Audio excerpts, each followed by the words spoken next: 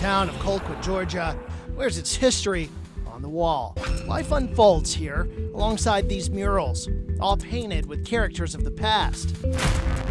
Two of those people were J.W. and Clarence Anglin. The Anglin brothers were escape artists. No prison, no jail could hold them. Not even Alcatraz. They found a way to break out. The Anglin brothers wanted more than their small town life spent picking cotton in South Georgia had to offer. And to get that life, they certainly weren't going to work in the field. And they figured out early on that they could make a little bit better living by robbing service stations and grocery stores and things like that.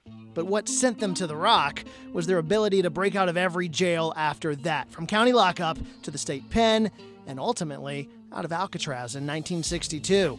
New research shows the men may have been able to survive the escape. Dutch scientists examining San Francisco Bay's strong tides recreated possible routes. You think they ever came back here? Oh, sure. Absolutely. Too many stories about them being seen and about them being heard from. They were dressed like women at my mama's funeral. And I did ask him. Marie Anglin Widener is their younger sister.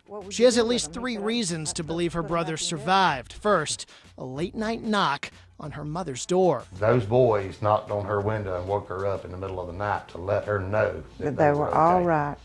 Next, a mysterious Christmas card, never postmarked, yet somehow it was delivered 3 years straight after the escape. The cards were signed Joe and Jerry, and we didn't know anybody by the name of Joe and Jerry.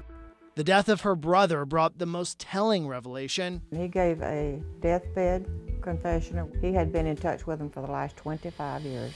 Her home is an Alcatraz museum of the most personal kind. These are paintings of their girlfriends. Their nephew David says the artistic hobby was nothing more than a ruse to get the tools that they needed to create these decoys and escape. Without those, they couldn't have got the paint they needed for the heads.